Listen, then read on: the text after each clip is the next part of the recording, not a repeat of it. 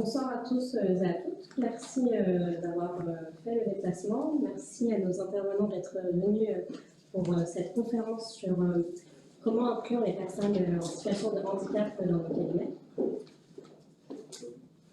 Je vous propose de commencer par d'abord je vais me présenter. Je suis Aïcha Amejoud. Je suis présidente de la commission Parité, Diversité et Inclusion. Pour ceux qui connaissaient, elle a toujours existé en fait cette commission à l'Inde. C'est l'ancienne commission femmes qu'on a décidé d'élargir dans ce nouveau mandat. Et du coup, maintenant, elle s'appelle commission Parité, Diversité et Inclusion. Et pour ce premier événement, on a décidé du coup de s'associer avec la commission mécénat pour organiser ces conférences durant ces trois semaines. Donc, ce sont des conférences qui sont organisées par cette commission et à la suite desquelles, du coup, vous avez accès à une exposition au rez-de-chaussée. Donc voilà, je vais vous proposer de vous présenter. Benjamin ? Donc, Benjamin Mèche, expert comptable sur Reims depuis 3 ans. Donc, je suis en situation de handicap de naissance, j'ai une infirmité motrice cérébrale. Et donc, dans le cadre de mon diplôme d'expertise comptable, j'ai travaillé justement sur une démarche managériale et une relation client de l'expert comptable en situation de handicap pour voir comment on peut aborder les choses. Également, est-ce qu'il n'y a pas des points positifs à tirer de l'expérience de handicap pour l'intégrer dans son exercice professionnel. Super, merci Benjamin Rétonne. Anne ? Je continue, donc Anne Thomas, je suis directrice diversité et inclusion pour le groupe L'Oréal, pour les 15 000 collaborateurs du groupe en France, et je suis également coprésidente de l'AFMD, donc de l'Association française des managers de la diversité, qui regroupe un petit peu plus de 150 entreprises, voilà, sur l'ensemble des sujets de la diversité. Merci Anne. Bonjour, je suis Vincent Tartaglione, expert comptable. J'ai été convié par rapport de mon expérience dans le cadre d'une situation de handicap dans le domaine de la profession d'expert comptable depuis plus de 20 ans que je suis dans le métier. Donc je suis là pour faire par des difficultés que j'ai pu rencontrer et également par ces difficultés, moi également j'ai fait comme toi donc un mémoire sur le thème de l'insertion des personnes en situation de handicap dans les entreprises. Super. Et à droite, je suis directrice des activités d'une structure associative de conseil qui accompagne les entreprises et qui accompagne aussi les collaborateurs qui ont des petits pépins de santé. Donc notre sujet, c'est le travail, c'est le handicap et c'est la santé. Je suis enseignante au CNAM, à Grenoble École Management. Je viens de recruter Benjamin tout à l'heure. Une fois de temps en temps, j'ai eu la chance de former le CFA-CE. Dernièrement, je crois que ça vous parle un peu. Oui, on l'a racheté. Oui, voilà. On va donner l'info. Donc, les enseignements du CFA-CE. Et je suis membre de la FMD. Voilà. Je suis allé à la CE. C'est vrai? Vous n'étiez pas formé à l'époque. Ben voilà. Moi, c'était l'année dernière. Il y a 2 ans. Voilà. Super. Écoutez, merci d'avoir répondu présent à cette invitation. Moi, ce que je vous propose, c'est qu'on commence par définir ce qu'est le handicap et l'inclusion. Et quand on en a parlé, notamment, Anne proposait en fait de parler de singularité. Donc, ce que je vous propose, c'est qu'elle vous définisse le handicap et l'inclusion, pour que du coup, on sache un petit peu dans quel cadre on fait cette conférence et qu'on puisse savoir de quoi on parle. On pourrait rester 5 heures, on va faire synthétique, parce que je ne suis pas prof de philo. Ouais, quand on a lancé. Puis vous avez un petit peu entendu tout à l'heure. Donc, en fait, aujourd'hui, il me semble-t-il, on est là pour parler du travail, beaucoup de choses, parce que le sujet du handicap, c'est un sujet qui est tentaculaire, énorme. On peut parler de la santé, on peut parler de beaucoup de choses, de sociologie. Notre sujet aujourd'hui, si vous en êtes d'accord, c'est l'intégration, donc en emploi, des personnes en situation de handicap. Et je viens de vous dire l'essentiel de ce que j'avais envie de vous dire. On va plutôt vous parler de situation de handicap que de handicap. Pourquoi? Parce que notre histoire, celle dont on va se parler ce soir, c'est avant toute chose la mise en perspective d'une personne avec toutes ses singularités, et on est tous singuliers, donc on a tous des particularités, une personne à un moment donné, dans un contexte professionnel donné, je n'ai pas dit un métier, j'ai dit un contexte professionnel, le métier n'étant qu'une partie d'un contexte. Je travaille là, j'utilise tel outil, ça y est, j'ai plus mon nom, on est foutu. Merci. Donc voilà, tout ce qui fait qu'une personne travaille, se déplace, accède à son travail, collabore avec ses clients. Et cette personne, quelle que soit la nature de ses difficultés de santé, quelles qu'elles soient, il y a des familles, je vais vous les citer très rapidement, c'est pas ça le plus important, elle peut ou pas, à certains moments de son activité professionnelle, se trouver en situation de handicap. De sorte qu'on peut être malade sans être handicapé, on peut être malade sans être en situation de handicap, et on peut être en situation de handicap en n'étant plus malade. Donc toutes ces notions-là, elles font vraiment appel à juste une chose qui est pour moi extrêmement simple, c'est une personne, une situation, un emploi, et dans quelle mesure il y a des particularités qui font que cette personne elle a besoin d'être un peu aidée, ou son organisation a besoin d'être un peu aidée pour que la situation professionnelle se déroule comme pour le plus grand nombre. Donc on s'est entendu sur la situation de handicap tout à l'heure, je sais pas si mes collègues seront OK. Il y a des familles derrière ça, j'aime pas trop mettre les gens dans des boîtes, mais elles existent, et elles font écho aussi à des financeurs, donc voilà, c'est des choses qui vont peut-être vous parler. On parle de handicap physique, on parle de handicap sensoriel, on parle de handicap cognitif, voilà. Un expert comptable dyscalculique, et possiblement en situation de handicap, c'est même à peu près sûr. Un jardinier dyscalculique, il a exactement la même problématique de santé cognitive, mais il sera probablement moins en situation de handicap que l'expert comptable. Je vous en laisse juge, je pense que c'est pas trop faux. Le handicap sensoriel, je crois que j'en ai parlé. Les maladies invalidantes, si je vous dis cancer, par exemple, je prends ce dernier exemple-là. Je suis une femme, j'ai eu un cancer du sein il y a 2 ans, je suis guérie, j'ai été opérée, on m'a retiré le sein, je reviens au boulot. Il se trouve que je suis fatiguée cognitivement, ça risque de passer, je suis en situation de handicap pour les conséquences de mon problème de santé. Si j'ai apporté des choses, des cartons par exemple, je suis en situation de handicap pas à cause de mon cancer, mais de la cicatrice de mon cancer. Donc à la fois le handicap et la situation de handicap, c'est assez simple, c'est une personne dans un contexte donné, à un moment donné de sa vie, ça ne veut pas dire forcément toute sa vie, et on acte de cette situation sur le sujet qui est le nôtre aujourd'hui par un titre administratif.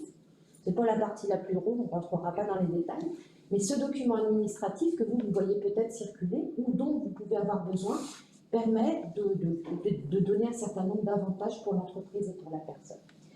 Et puis en tout dernier, si je dépasse Aïcha, tu m'arrêtes, hein, on m'a demandé de parler de la notion d'intégration et d'inclusion. On entend beaucoup d'insertion et d'inclusion.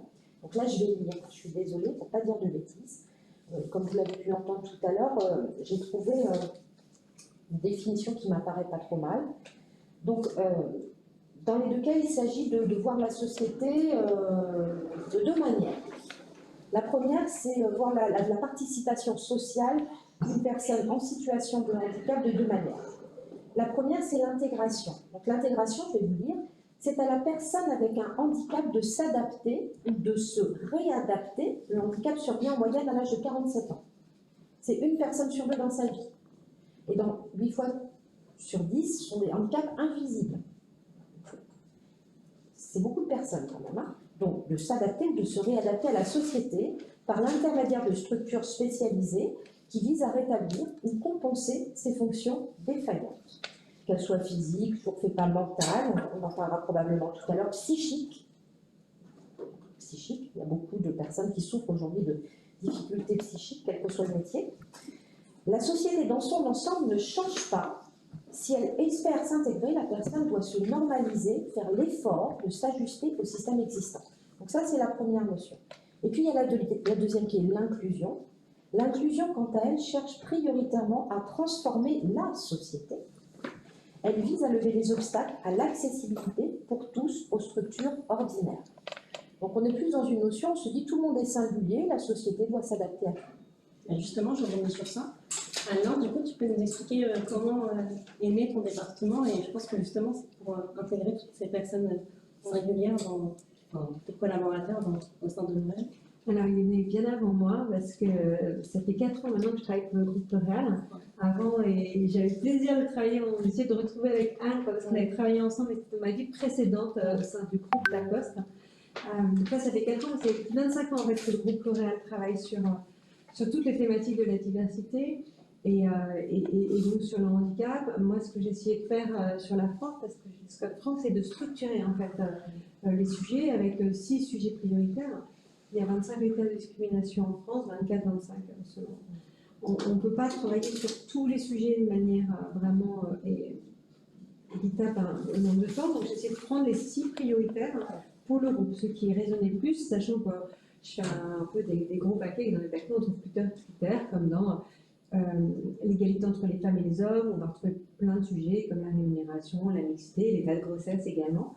Il y a tout ce qui est handicap, bien sûr, tout ce qui va être également origine sociale, origine culturelle, multiculturelle, notamment comment on intègre des personnes issues, des personnes qui sont dans les quartiers prioritaires de la ville, qui peuvent avoir plus de mal, comment on leur propose dans tous les cas de venir nous retrouver, et puis d'évoluer, bien sûr, parce que je ne suis pas, on en parlera, mais de venir retrouver des entreprises, c'est aussi comment j'ai des évolutions de carrière. Tout ce qui est génération, je parlais tout à l'heure de l'emploi des jeunes, il y a l'emploi des jeunes, mais il y a aussi tous les plus de 45, plus de 50 ans en entreprise, comment on continue à évoluer, comment on continue à se former. Et puis, orientation sexuelle également, c'est le 5e. Et le 6e, enfin, je vous l'ai fait dans. Il n'y a pas d'ordre, voilà.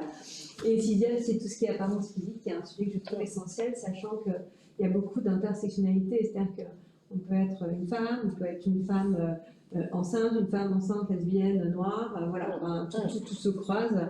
Et donc, pour moi, ce qui est important, c'est l'inclusion. Et comment on travaille tous ensemble, comment on se respecte les uns les autres, comment on fait de nos différences une vraie richesse. Donc, c'est vraiment ça le sujet. Donc là, je vous ai parlé de mes 6 thématiques. Et je travaille selon 3 axes. Le premier, c'est tout ce qui va être recrutement, parce que je dépends des DRH. Donc, comment je m'occupe de la marque employeur, de faire que personne ne s'autocensure et que tout le monde puisse postuler. Comment on recrute sans discriminer, c'est essentiel. Et puis une fois qu'on est dans le groupe, comment on maintient dans l'emploi, comment on a des évolutions de carrière. Donc il y a vraiment tout ce volet. Ça veut dire que quand L'Oréal met en place une politique de recrutement, ils font appel à toi pour voir si ils respectent certains critères ou c'est comment exactement? Alors en fait, on travaille tous main dans la main. Ça, c'est vraiment un vrai bonheur. C'est important de le dire ça. C'est essentiel. Les départements sont assez cloisonnés et justement, il faut c'est ouvrir. Essentiel. Je passe ma vie avec les recruteurs, je passe ma vie avec la communication, je passe ma vie avec les marques et ça rend le travail tellement plus riche. Mais effectivement, en fait, je forme. C'est le deuxième. Je parlais du recrutement, mais il y a tout ce qui est formation, information, sensibilisation. Comment j'informe? On a tous des biais, des stéréotypes. Donc, comment on travaille dessus? Chaque personne qui rentre dans le groupe doit être formée, mais pas formée 1 heure, c'est formé 1 journée minimum. Et puis après, on fait des formations beaucoup plus ciblées pour les recruteurs, justement, pour les communicants, pour les codires, pour les comex. C'est essentiel de former tout le monde, donc de communiquer, de sensibiliser, de travailler sur les biais, sur les stéréotypes. Et d'ailleurs, un petit clin d'œil pour nos recruteurs, donc je les forme. Et on se teste aussi parce que c'est important de mesurer et de s'assurer qu'il n'y a pas de discrimination. Et puis enfin, il y a tout ce qui va être de notre travail. Je trouve qu'il n'y a aucune concurrence. On doit savoir partager toutes les pratiques, partager tout ce qu'on fait. Ensemble, on est beaucoup plus fort. Donc, entre les groupes, on doit partager nos bonnes pratiques et les mettre en place plus rapidement. On l'a fait sur le sexisme, par exemple, où j'ai créé avec Accor et EY tout un acte d'engagement pour lutter contre le sexisme ordinaire. Aujourd'hui, au bout de 2 ans, on est 117 entreprises à travailler le sujet ensemble et l'idée, c'est vraiment de partager tout ce qu'on a. Super. Est-ce que tu pourrais nous donner des exemples concrets autour du handicap que vous avez mis en place chez L'Oréal? Alors, il y a plein de choses. Je vais essayer de prendre des exemples de gens qui viennent travailler avec nous et également comment on sensibilise. Il y a évidemment tout ce qui est recrutement et je vais pas revenir dessus. Mais ce qui est important aussi, et c'est une petite anecdote dont on a parlé, que je vais vous raconter parce que je trouvais ça intéressant. Quand on rentre chez L'Oréal, il y a ce qu'on appelle des notes de nomination. Donc, dès qu'on a une mobilité, on a une note de nomination qui est envoyée à tout le monde pour informer le changement de poste ou l'intégration de telle ou telle personne dans une équipe. Et sur notre bâtiment France, donc notre filiale France en France, c'est assez particulier vu qu'on a notre siège monde qui est en France. Donc là, sur le pays France, on a une restauration d'entreprise, on est sur un immeuble de haute hauteur, on a une restauration d'entreprise où c'est pas très fluide. Donc on est là, on fait la queue, on est un peu tous toujours pressés, hein, on est tous sur Paris, on sait à quel point on veut que tout aille vite. Et là, on faisait un peu la queue. Bon, c'était pas un moment très sympathique. Et donc notre campus, donc en fait nos services généraux m'ont dit ah non, on adorerait pour avoir des personnes qui nous aident à fluidifier. Très bien, et comment on peut fluidifier? Alors c'est des petits clins d'œil, hein, mais par exemple pour remplir une carafe d'eau, ça prend 1 minute 30. Bon, multiplie des carafes d'eau, hein, ça prend du temps. Et on s'est dit, on a regardé le chemin, ils ont regardé le chemin. Hein. Moi je les ai juste accompagnés et ils m'ont dit, bah attends, mais c'est super, hein. Moi je les ai mis en relation avec une entreprise adaptée, un ESAP. Ils ont pris 3 personnes avec une déficience intellectuelle qui sont là pour remplir les carafes, pour donner pain, pour donner un petit coup sur les tables, pour s'assurer que tout va bien, pour avancer, pour dire bonjour avec le sourire. Et je fais cette fameuse note de nomination en disant à tout le monde bonjour à tous, etc. Avec le campus en disant bah, aujourd'hui, on va accueillir 3 nouveaux collaborateurs qui sont mis à disposition d'un établissement spécialisé, qui seront là pour essayer de fluidifier avec nous le moment de la restauration d'entreprise et on vous remercie de leur adresser le meilleur accueil, comme on fait à tout le monde. Et en fait, ce qui a été très surprenant, c'est le retour qu'on a eu des collaborateurs. C'est-à-dire quand on est tellement habitué à ces notes de nomination qu'on les lit pour savoir à qui on va adresser notre email ou notre demande. Mais voilà, on ne fait pas de commentaires. À la rigueur, si c'est un copain qui a changé de poste, on le félicite pour sa mobilité. Ça s'arrête là. Et là, on a reçu un nombre de mails en disant mais c'est génial, mais bravo, mais... Et en fait, on s'y attendait pas du tout. Et là, évidemment, avec tout ce qui s'est passé, ils ont dû partir. Et hier ou avant-hier, j'ai remis un mail en me disant bah, ça y est, c'est bon, on a repris, ils reviennent. Quoi. Et donc, tout le monde est content de les revoir parce que c'est un peu le sourire du midi, le plaisir. Voilà, ça fait partie un peu de l'avancée. C'est un exemple. Un autre exemple qui est assez parlant. À mon arrivée chez L'Oréal, j'ai essayé de comprendre. On peut dire tout ce qu'on veut. Le handicap reste un sujet où la parole n'est pas si libre que ça, où il y a encore plein de tabous, où il y a encore plein de peurs. Et il faut réussir à en parler, parce que je suis convaincue qu'on a aussi peur de ce qu'on ne connaît pas. Et je suis convaincue que les personnes concernées sont celles qu'on parle le mieux. Et donc, je me suis dit, quoi de mieux que de donner la parole à mes collaborateurs? Et donc, j'ai donné la parole à des collaborateurs avec des handicaps invisibles, et visibles, mais surtout invisibles, lors d'un talk handicap sur le thématique, c'était changeant le regard sur le handicap. Et ça, je trouvais ça assez important, avec la ministre qui était venue faire le déplacement, avec notre COMEX, hein, parce que ce qui est important, c'est d'avoir tout le monde à tous les niveaux de l'entreprise. Et il y a eu beaucoup de moments forts. Je vais en citer un qui veut, mais je vais rebondir en fait sur l'exemple que donnait Anne. Il y a une de nos collaboratrices qui parle et qui explique pourquoi en séminaire, en fait, elle ne vient pas dîner avec les autres quand on est en séminaire 3 jours et pourquoi elle ne fait jamais la fête. En général, on travaille beaucoup la journée et le soir, on fait la fête. Et bien là, elle ne fait jamais la fête. Et Isabelle expliquait que si elle ne faisait jamais la fête, c'est pas qu'elle n'avait pas envie de faire la fête. Si elle ne mangeait pas avec ses collègues, c'est pas qu'elle n'avait pas envie de manger avec ses collègues. C'est qu'en fait, elle s'était déjà battue contre 3 cancers et qu'elle était épuisée. Et que pour pouvoir tenir la journée, le soir, elle mangeait à 19h dès que c'était fini, et après, elle se couchait à 20h. Et c'était juste pas possible. Et donc, l'image qu'on pouvait lui coller de rabat-joie parce qu'elle n'était jamais avec les autres, à partir de ce moment-là, les séminaires qu'on suivit, toutes les équipes ont mangé à 19h avec Isabelle. Et elle a vécu tellement mieux. Voilà. Et je trouve que parler, et c'est pour ça que je veux libérer la parole, c'est pas pour être intrusif dans la vie des gens, c'est juste parce que quand on sait, je pense qu'après, on appréhende les situations différemment et on est tous ensemble et c'est le monde que j'ai envie. Je suis convaincue quand on se lève le matin pour aller au travail et qu'on est bien, qu'on est à l'aise, qu'on n'a pas à compenser, qu'on n'a pas à cacher, qu'on n'a pas... Voilà. Et je raconte une autre anecdote qui n'a rien à voir, mais qui sort dans un prochain talk que je trouve hyper sympa. La pauvre, maintenant qu'elle aura dit, elle ne pourra pas se cacher. C'est une de mes collaboratrices qui a une maladie de Crohn. Et donc, il y a des réunions où elle doit sortir de réunion, où c'est délicat, c'est pas évident. Et en fait, elle mèche avec son manager. Et donc, à chaque fois, elle dit ah non, mais vraiment, mais Hugo, mais non, mais là, c'est urgent, il faut que j'aille, elle a vraiment une super casse-pied, quoi. Et en fait, elle s'en va en prétextant qu'elle est appelée par son manager. Donc là, comme elle va le dire, bon, elle ne pourra plus prétexter. Mais j'adore l'anecdote, j'adore la complicité, en fait. Et je crois que ce sont des beaux exemples très parlants. Et est-ce que, parce que là, du coup, tu nous as montré comment L'Oréal communiquait à l'intérieur de l'entreprise, est-ce que L'Oréal communique à l'extérieur sur ces sujets-là ou pas? Et si oui, est-ce que tu as un exemple? Alors, j'ai plusieurs exemples. Déjà, on communique et on parle de ce qu'on a fait. Ça, c'est vraiment important. C'est pas de ce qu'on va faire. Je pense qu'il faut faire. Après, on réussit pas. J'ai envie de dire, il n'y a que ceux qui font pas qui, de toute façon, pas de bêtises. Donc, l'idée, c'est vraiment d'essayer toujours avec le même état d'esprit. Et aussi communiquer avec l'extérieur, comme tu dis, sur ce que tu as fait, ça montre aux autres que c'est possible. Exactement. Ouais. On l'a fait sur la diversité et en fait là ça a très bien fonctionné, je pense, parce que c'était authentique et sincère. On va le refaire sur le handicap. C'est des témoignages de nos collaborateurs en situation de handicap qui racontent leur parcours. C'est des petites capsules assez rapides parce qu'on ne veut pas qu'il y ait d'autocensure. Et il peut y avoir parfois des autocensures de personnes qui se disent non, je ne vais pas postuler pour tel poste parce que je suis en situation de handicap et que du coup ils veulent ceci, ils veulent cela. Non. Ce qu'on veut, c'est des gens curieux, des gens motivés, des gens qui ont envie, et bien sûr des gens qui ont des compétences. Mais après, le handicap, c'est à nous de compenser. C'est à nous de travailler sur le sujet. Donc, ce qui est important, c'est que personne ne s'autocensure. On a fait ces petites capsules vidéo. Et puis, il y a aussi une très belle histoire qu'on a vécue dans le groupe, qui est née en fait de ma rencontre avec Théo Curin. Mais à l'époque, il était beaucoup plus jeune. Théo, il devait avoir 14 ans, 15-16 ans, je ne sais plus. Plus jeune quand même. Parce que je crois qu'il en avait 20, si je ne dis pas de bêtises. Tout le monde connaît Théo Curin. Théo Curin, c'est un jeune nageur qui a eu une méningite à l'âge de 7 ans, si je ne dis pas de bêtises, et qui, suite à cette méningite, a été amputé des bras et des jambes, et qui, sur son lit d'hôpital, a dû filer 3 ans, et lui qui avait peur de l'eau, s'est mis à nager et réalise des exploits incroyables. Et au-delà de ses exploits sportifs, c'est une personne exceptionnelle, avec un super état d'esprit, très sympa, une super belle gueule, c'est vraiment un mec génial.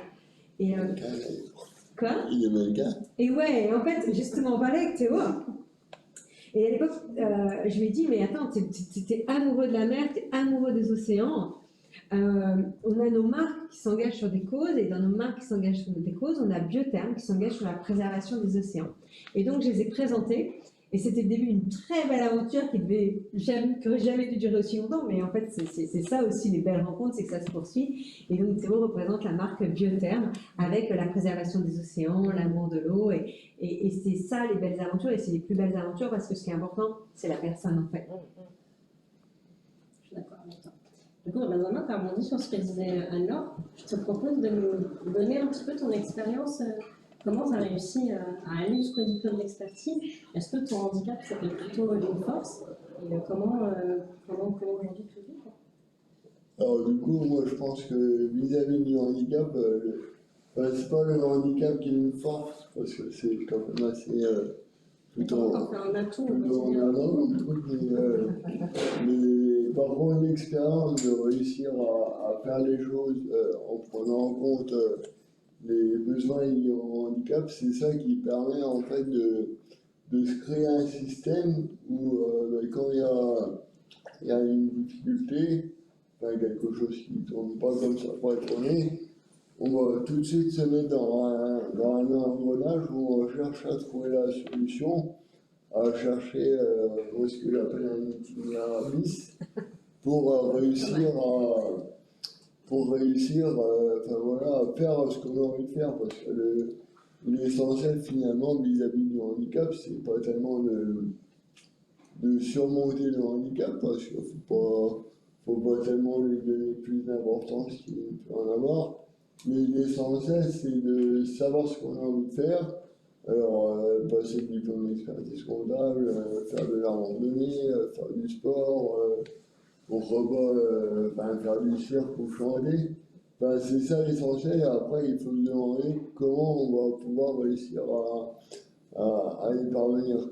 Et par rapport à ce que tu disais sur l'inclusion, ce qui marche, c'est d'être en relation, en communication avec l'autre.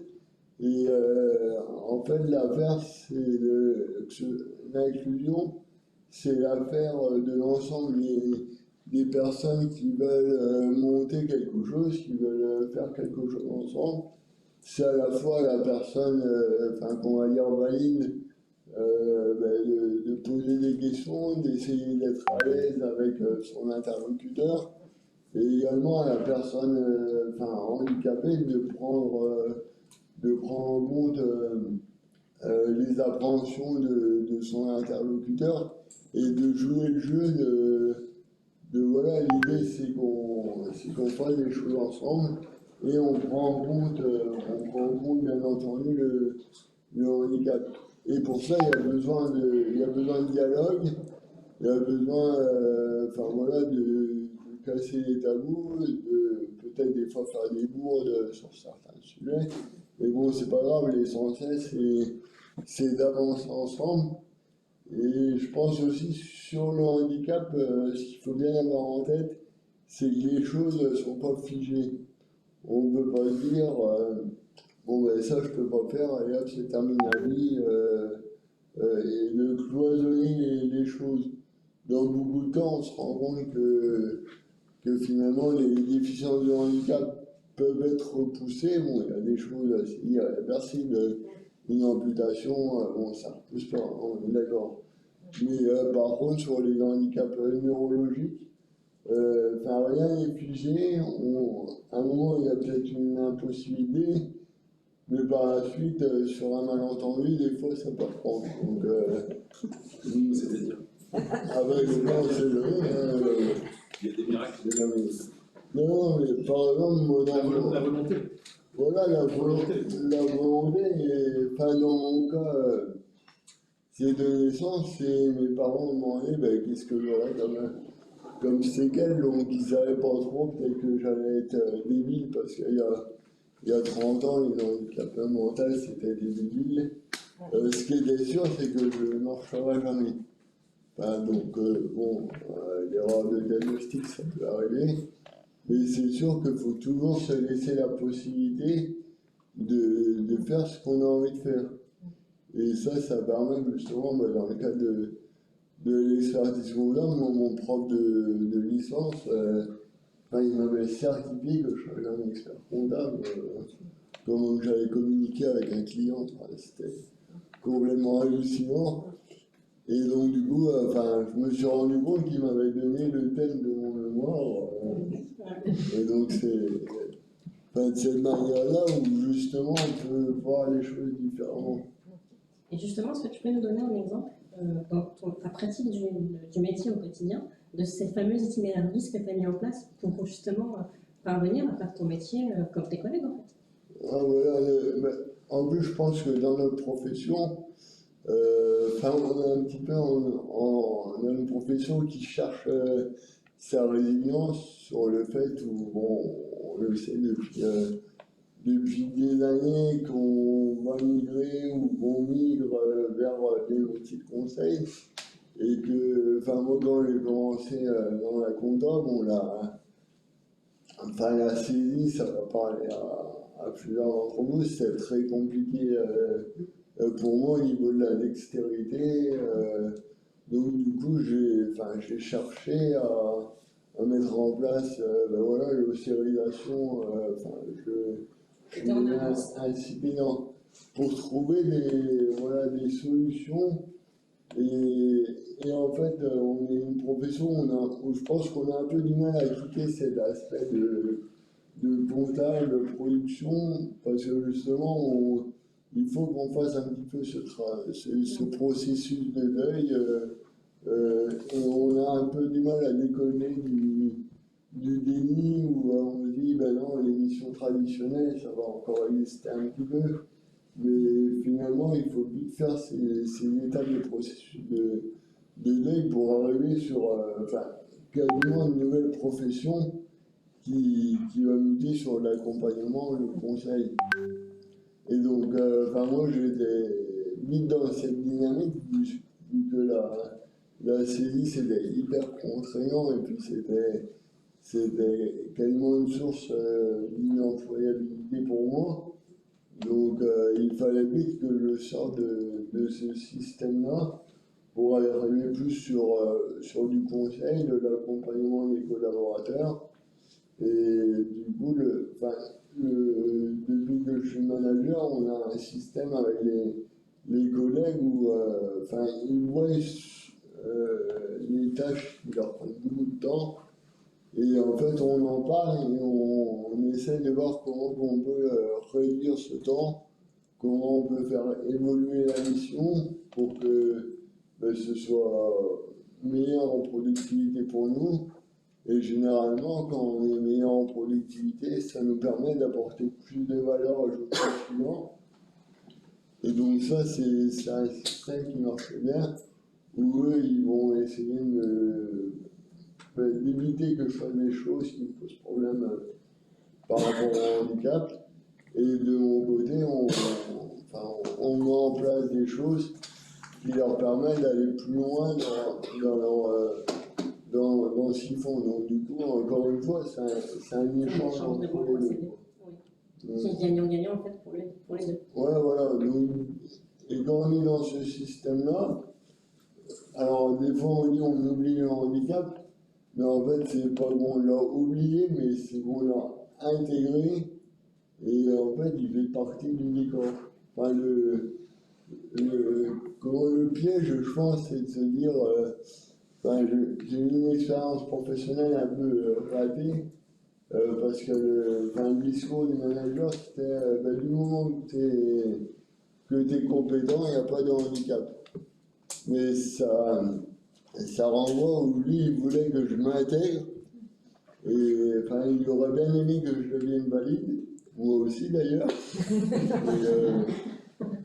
Mais du coup, ça n'a pas marché parce que même si j'ai un handicap qui n'affecte pas les capacités intellectuelles, il y a un handicap périphérique sur la fatigue, ou l'histoire grosse, c'est qu'il travaille avec des classes sur 4 trous.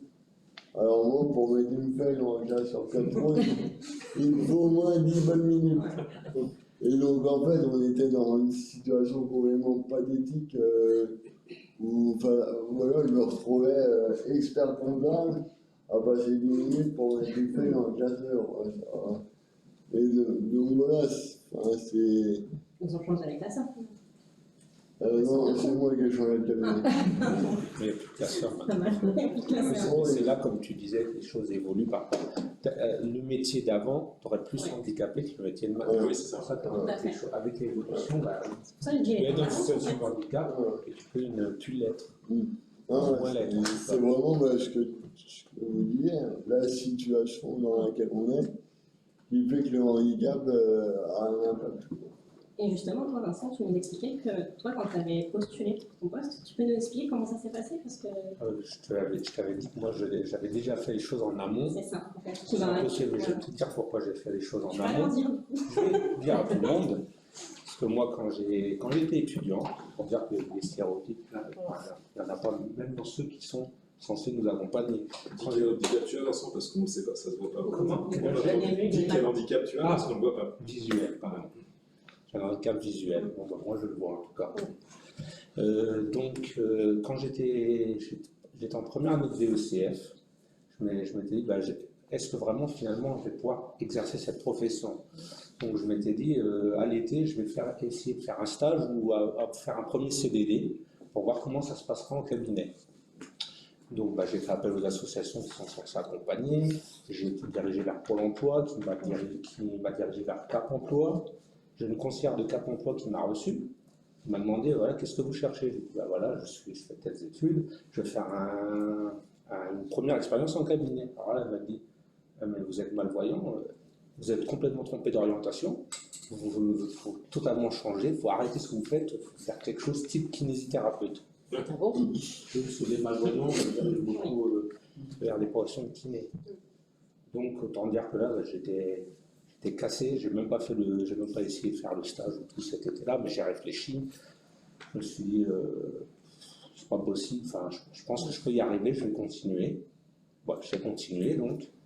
Après, j'ai eu mon DECF, mon CDCG actuellement. Après, je me suis inscrit pour faire mon DESCF. Je m'étais dit, mon expérience, je vais la commencer en alternance. Je m'étais dit, si je commence en alternance, ça sera j'arriverai plus en douceur sur le monde du travail, ça sera moins compliqué, une intégration peut-être plus simple, mais avec la mauvaise expérience que j'avais eue, moi je m'étais renseigné par moi-même sur les différentes possibilités auxquelles j'avais droit, des aménagements, des subventions que pouvait avoir l'employeur. Voilà, je m'étais bien préparé. Donc moi j'ai fait, à l'époque, quand j'ai voulu chercher mon premier emploi en apprentissage, donc j'ai quand même été aussi accompagné par des structures encore Cap emploi. Il y avait une structure, je crois, qui s'appelait Tremplin à l'époque, je crois, qui est à la Défense, qui existe toujours. eux m'avaient trouvé des postes sympas. Hein. J'avais eu un poste chez ADP ou chez Total, ou chez Schneider, je crois à l'époque, je ne sais plus. Enfin, moi, j'avais envie de faire de l'expertise comptable, donc quand je suis allé m'inscrire à la CE, eux ont diffusé mon CV et puis j'ai été appelé par 2 experts comptables, peut-être 3, je ne sais plus. J'en ai vu un, je n'ai même pas donné suite parce que donc j'ai peut-être une mauvaise vision. Il avait des classeurs partout par terre. Je dis, oh là là, lui, il faut organiser maintenant. Moi, j'en ai des classeurs. Enfin, maintenant, j'ai plus de classeurs, mais quand j'avais des classeurs, j'en avais aussi par terre. Bon, enfin, donc, lui ne m'avait pas plu. Donc, après, j'ai eu mon deuxième entretien. C'était avec l'employeur qui est encore mon employeur actuel, M. Davier, cabinet Fed. Et donc, quand je me suis présenté, donc je n'ai pas caché, je lui ai dit que j'avais une déficience visuelle, et je lui ai expliqué voilà, que ma déficience ne m'empêcherait pas de travailler, que j'avais vu les choses en amont, j'avais déjà vu un mail, j'avais pris contact avec un ergonome qui expliquait les différents aménagements que je pouvais avoir, un écran plus grand, un téléagrandisseur aux besoins, des groupes spécifiques, des choses qui permettent d'aménager le poste de travail, que ça ne coûterait rien. C'était tout fait par GFIP, d'ailleurs je faisais tous les dossiers, d'ailleurs c'est moi qui ai fait tous les dossiers. Il avait droit aussi à des subventions pour le recrutement, histoire de dire, bon voilà, tu as quand même une compensation au cas où ça ne se passe pas bien. Voilà. Je connaissais déjà tous les outils, donc c'était... C'est ça qui m'a interpellée, parce que je me suis dit, tu voulais faire ce métier, et en fait, tu es arrivé avec toi, mais aussi tout ton bagage en disant, voilà, si je travaille, il me faut ça, et au moins ton employeur il a pu se projeter en fait. Je pense que c'est ça aussi qui a fait que le lien est passé. Si je peux me permettre, moi j'étais témoin parce qu'il se trouve que je partageais le cabinet avec son employeur actuel, M. Davier Mado. Et c'est vrai qu'il m'avait raconté une histoire et il était arrivé avec le package à l'époque, tout était financé. J'avoue que je ne sais pas si j'aurais fait. Alors on était jeunes, experts comptables, on s'installait, je ne sais pas si j'aurais fait ce qu'il a fait parce qu'il y avait le côté financier, mais il y avait aussi un risque aussi quelque part. Et c'est vrai que c'est intéressant de voir que 20 ans après, tu es toujours avec Mado. Tout à fait. Je suis avec Mado et je suis expert. Je me souviens très bien de cette histoire d'écran, d'ergonomie, il m'avait tout raconté, les subventions à GFIP. Et c'est vrai que tu avais amené le paquet cadeau, c'était une très bonne démarche de ta part. Et tu le dis très bien, Laurent. C'est pas que le côté financier, je pense qu'il y a aussi le côté humain. C'est la personne qui arrive avec son package, comme tu dis, et qu'elle explique et qu'elle montre qu'elle le maîtrise. Je pense que l'employeur, il arrive plus à se projeter si on te le raconte et tu te dis, bon, je sais pas trop si je l'aurais fait, tu vois. Donc, je trouve que c'était un très bon partage d'expérience et je pense que voilà, les personnes comme toi, il y en a plein d'autres et comme quoi c'est possible, quoi. Avec tout le mérite que tu as, effectivement, parce que c'est pas... Ouais, après, des difficultés, tu en rends compte. Enfin, en fonction des situations, en fonction de l'évolution, par exemple, dans ma profession, au début, j'avais moins d'expérience. Donc, quand je devais te présenter à un client, M. Davier me présentait, des fois il pouvait préciser, en fonction si j'avais beaucoup de contacts ou pas, que je pouvais avoir des difficultés. Maintenant je sais faire par moi-même ça. Quand je rencontre un client, je peux l'expliquer. Parce que parfois les gens se rendent compte, tu me dis que ça ne se voit pas, mais enfin. Non, c'est pour ça que je l'ai passé.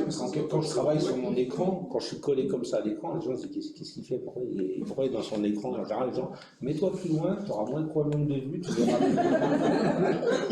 Ça ne fonctionne pas, parce que si je me mets plus loin, je ne vois pas ce qu'il y a écrit, donc ça ne sert à rien. Les gens ne comprennent pas s'ils ne savent pas. Mais donc, il faut savoir en parler. Après, ça n'empêche pas de travailler. On a beaucoup d'outils qui peuvent nous aider. Donc, mais il y a des choses, je ne pourrais pas être pilote de chasse, hein, c'est des outils qui m'aideront pas, je ne peux pas être pilote de secours d'ailleurs, mais peut-être dans le futur. Hein. Mais voilà, c'est pour ça que comme ça, je ne dis pas personne handicapée, comme tu l'as souligné, je dis personne en situation de handicap. Alors, je te disais, un adage que j'adore, je dis toujours au royaume des aveugles, le borgne est roi. Parce que le borgne, actuellement, on va dire, il peut être en situation de handicap, et si demain tout le monde est aveugle, si c'est la norme, elle ne sera plus en situation de handicap. Le problème, c'est qu'il y a plein de choses la norme est faite en général, si tu parles d'inclusion, on va dire l'inclusion, ça peut peut-être fonctionner dans certaines structures qui le font, mais dans la globalité du monde extérieur, c'est super dur. Je veux dire, le RERE, je me souviens, ils avaient baissé la taille pour qu'on puisse rentrer en fauteuil roulant. Après, quand ils ont voulu mettre aux normes toutes les autres chaussées, ils ont baissé les chaussées, donc le RERE n'était plus aux normes, alors que aux autres endroits, enfin en tout cas à Gare Saint-Lazare, c'est plus à la même hauteur. Au sujet, ça l'a fait. Et justement, Anne, pour les employeurs qui sont un peu frileux, est-ce que tu peux nous donner les organismes vers qui on peut se tourner pour avoir des renseignements, savoir est-ce que c'est possible, pas possible, comment on peut s'adapter, qui finance, comment? Alors là, vous avez deux guerriers. Deux guerriers bien préparés.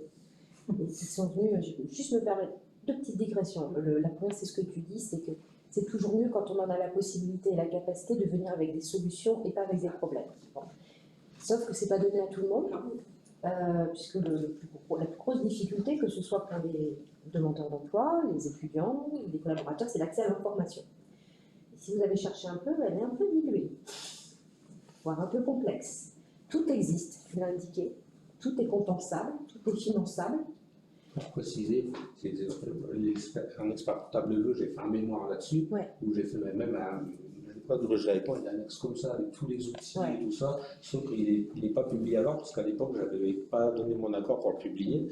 Maintenant, l'autre jour, j'ai appelé Laure, je leur ai dit, bon, finalement, comme parfois on m'appelle, il y a des jeunes qui m'appellent, voilà, je vais faire un mémoire là-dessus, c'est compétent, ouais, donc je ne sais plus à qui je dois demander pour accepter pour publier, en fait.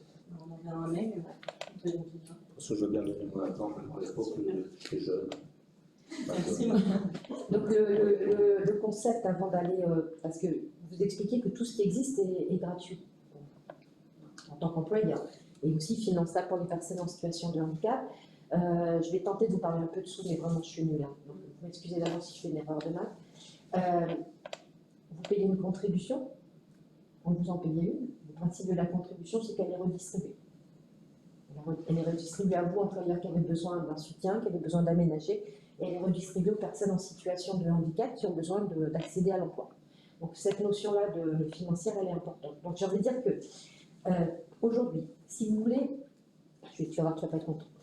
Si vous voulez recruter, intégrer, accompagner une situation, être informé gratuitement, vous avez accès aux Cap emploi. Qui sont toujours. C'était j'avais une première expérience, après la deuxième était mieux. La deuxième était mieux, là quand je fais ma renouvellement, je passe par le SAMET. Alors, ils viennent juste d'arriver, ils sont maintenant tous Cap emploi. Oui, je sais. Donc c'est Cap emploi, vous allez dans le département, vous vous adressez au Cap emploi du département de l'exercice de votre profession. Et là, les personnes sont là pour vous informer, pour vous aider à mettre en place, pour valider les aides. Tout le monde n'arrive pas forcément, à les cerner, deux, à les mettre en place. Le deuxième niveau, c'est pour les sous, c'est la GFIP. Dès lors qu'on parle de recrutement, si vous financez un certain nombre de choses, le Cap emploi est là pour recruter, pardon, je n'ai pas été très claire, pour recruter, pour vous aider à maintenir, à accompagner vos collaborateurs et à vous donner tous les niveaux d'information dont vous avez besoin pour avancer dans vos politiques handicap. Vous avez accès aussi à la possibilité de faire des diagnostics de votre contribution à GFIP, si vous en avez une. Ce sont des aides qui sont des structures qui viennent gratuitement vous aider à structurer les choses. La GFIP pour les financements, personne n'est dans la fonction publique, donc voilà, c'est à la GFIP que ça se passe. Et puis il y a il y a deux autres interlocuteurs que je vais vous citer parce que souvent il y a le recrutement, mais il y a aussi à traiter vos quotidiens professionnels avec des collaborateurs ou des clients qui vous interrogent sur quelqu'un qui a un arrêt maladie, sur quelqu'un qui ne va pas bien. Et là, pour le coup, vous avez deux interlocuteurs, un qui s'appelle les services de santé au travail, qui sont dans nos mécaniques de handicap des structures extrêmement importantes, puisque c'est elles qui vont solliciter, qui vont valider, qui vont proposer, qui vont parfois peut-être imposer aussi aux employeurs que vous êtes un certain nombre de choses et qui seront le top départ de la possibilité de vous faire financer à vous et de faire financer pour vos collaborateurs tous les avantages, toutes les compensations dont on a besoin. Et puis il y en a un tout dernier, c'est la sécurité sociale, qui, du côté cette fois-ci de vos collaborateurs, intervient dès lors qu'il commence à y avoir un arrêt maladie, un risque de désinsertion professionnelle, puisqu'on sait, c'est pas le sujet vraiment aujourd'hui, mais j'en parle quand même, qu'au-delà d'un certain temps d'arrêt maladie, les chances de retourner au travail sont quasiment nulles et qu'on peut, dès un arrêt maladie, indication salariée que aller voir la Sécu, c'est lui garantir un retour au travail un peu plus facile. Donc voilà, des quelques interlocuteurs, il y en a 1,5 milliard d'autres. Mais ça, vous avez le squelette d'un réseau pérenne sur l'ensemble du territoire et qui offre un niveau de service identique ou presque pour tous les employeurs que vous êtes et pour vos collaborateurs ou vos futurs collaborateurs. Merci. Tous les collaborateurs en place, parce que comme tu disais, il y a beaucoup d'handicaps qui apparaissent au cours de la carrière professionnelle et c'est souvent parfois délicat. Vous pouvez avoir des collaborateurs qui ont un accident de la route, on a parlé d'un cancer et on est souvent un peu démunis. Il y a plein de choses qui existent à ce moment-là et c'est tout sauf le moment c'est notre cheval de bataille, de baisser les bras parce que c'est dès l'arrêt maladie qu'on peut commencer, alors pas au saut de l'hôpital, hein. C'est dès l'arrêt maladie qu'on peut commencer à envisager le retour ou pas, mais préparer la personne. Merci. Je vais vous proposer, est-ce que vous avez un message à faire passer aux experts comptables qui voudraient mettre en place ces démarches-là? Des petits conseils, je sais pas, quelque chose que vous aimeriez leur dire? Oui, je veux bien dire quelque chose. Vas-y. Alors bien, si un expert comptable veut partir dans l'objectif de faire une intégration, pour deux raisons, soit parce qu'il est dans la situation d'une obligation parce qu'il y a plus de 20 salariés et qu'il paye une contribution, ou soit parce que, je sais pas, c'est dans ses ADN, enfin, il en a envie. Quand il va rechercher quelqu'un, déjà, je crois que quelqu'un l'a déjà dit, on recherche quelqu'un qui a des compétences, on ne recherche pas un handicap. Je pense que c'est important.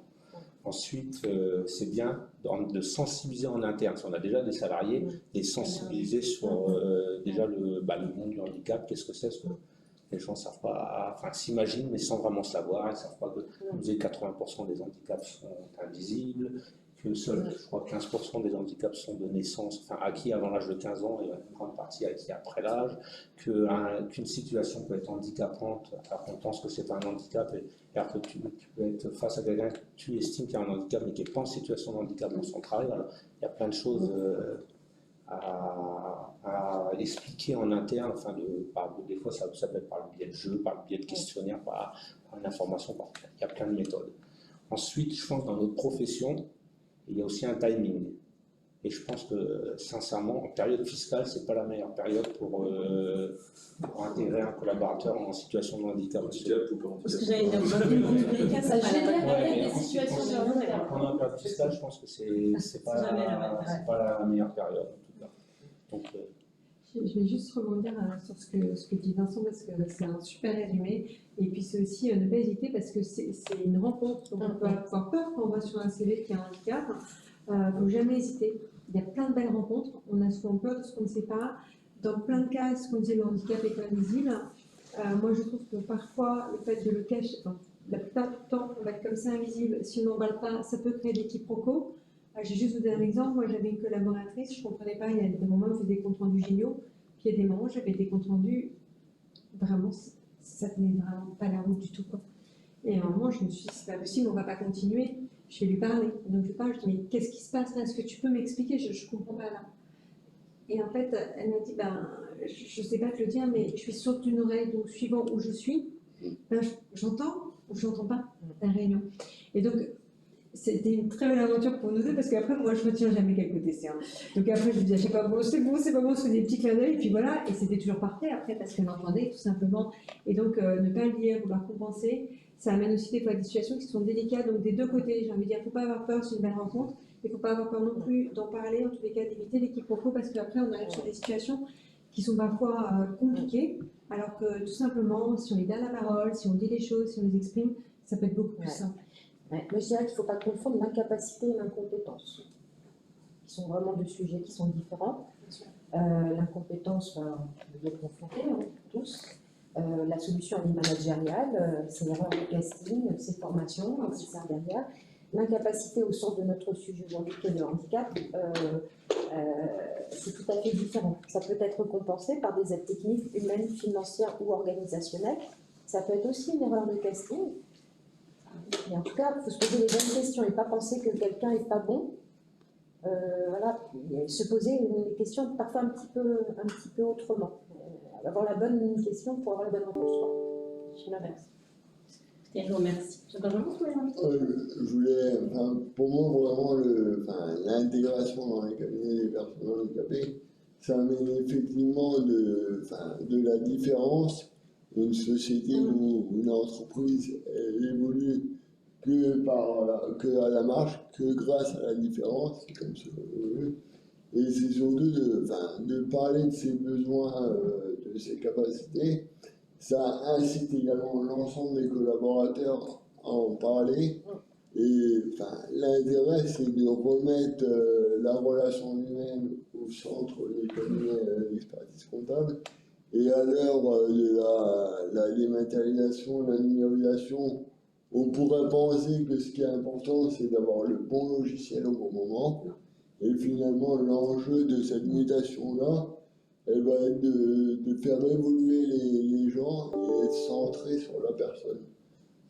Cette dématérialisation, elle est là pour fluidifier la production matérielle pour se recentrer vraiment vers le client, vers les collaborateurs. Et ça, de se pencher sur la question du handicap, je pense que ça peut y aider forcément. Je trouve que c'est une bonne conclusion pour cette conférence, parce que je suis d'accord avec toi, notre profession elle connaît une mutation depuis des années, mais là on est dedans, on y arrive, tout le monde a un petit peu peur, et c'est vrai que le Covid il a accéléré les choses, mais de façon monumentale. Tu as raison, nos cabinets ont compris que les collaborateurs devaient être intégrés, pas que leur apprendre à utiliser des logiciels, mais aussi capitaliser sur leurs compétences, leurs différences, leur singularité. Donc voilà, je vous remercie d'avoir accepté de venir ce soir et d'avoir voulu témoigner. C'est vraiment, je suis vraiment contente d'avoir fait vos connaissances. Puis, voilà. J'espère que, je sais pas, vous avez des questions dans la salle à leur poser? Moi, je voudrais, donc je suis expert comptable, Il est vice-président de la commission, et je regrette toujours en fait qu'il n'y ait pas sur des sujets qu'on appelle les sujets mous, davantage de confrères dans la salle, mais c'est pas très grave puisqu'on va évidemment relayer l'information et on a déjà commencé sur les réseaux. Ça a l'air bête, mais aujourd'hui tout ça passe aussi par la communication, par l'information, et c'est bien d'ailleurs qu'on ait potentiellement du son, de la vidéo, il faut le passer. Et je crois que Laurent est d'accord avec toi, parce qu'on a un groupe avec les élus et on a échangé sur certains témoignages qu'on trouve poignants. J'ai des frissons, ça ne se voit pas non plus. Voilà, et bon, on a voulu en effet élargir cette commission. Non pas que le sujet femmes-hommes ne nous intéresse pas, mais que, en effet, je pense qu'aujourd'hui, et moi j'accompagne les entreprises aussi où je témoigne sur ces sujets de l'inclusion et de la diversité, qui sont des vrais sujets sur lesquels il y a un travail immense à faire, qui est autour de nous, et on voit tous les sondages, toutes les statistiques montrent l'importance, et les témoignages le montrent aussi. Écoutez juste les personnes qui sont autour de nous, remettre, comme tu l'as dit, l'humain au cœur de cette affaire, parce qu'il faut quand même rappeler, peut-être qu'on va prendre conscience avec cette période de confinement où les gens ont, j'espère, pris un peu de recul et n'ont pas tout oublié vite en 2 secondes, ça c'est pas gagné, mais en effet de l'importance de tous ces sujets et de donner la place à tout le monde. Donc il faut vraiment continuer à inclure, à apprécier cette richesse de la diversité, et toutes les organisations qui le font deviennent beaucoup plus grandes, plus vite, sont beaucoup plus créatives. Les statistiques récentes de McKinsey, entre autres, qui fait pas mal de sondages sur ces sujets, le montrent, pareil pour EY et les autres. Bref, voilà, c'est pas qu'une affaire, en effet, de mettre en place des directions sur la diversité, sur le RSE, sur tous ces sujets. C'est pas uniquement, je pense, des sujets pour faire joli. En tout cas, je crois que sincèrement, ceux qui vont au-delà, voilà, on récupère des fruits, et j'espère qu'il faut qu'on continue, en tout cas, en parler auprès des cabinets, les cabinets en parlent auprès de leurs clients, parce qu'en effet, dans les TPE et les PME, c'est beaucoup moins évident d'avoir les moyens d'avoir une personne qui communique, met en place des actions pour que ça s'infuse. Et donc, il faut que ça parte. Il faut que ce soit un travail collaboratif, c'est-à-dire que les collaborateurs doivent pousser les experts comptables et les managers à s'intéresser à ces sujets, et vice-versa. C'est une affaire, c'est vraiment l'affaire de tous. Je crois que j'ai essayé de reprendre ces idées dans les tweets que j'ai fait ce soir. Mais voilà, en tout cas, moi, je vous dirais à tous, merci, même si on n'est pas 200 ce soir dans la conférence. Je crois que j'espère que ça va avoir un grand écho auprès de tout le monde. Merci beaucoup. Merci.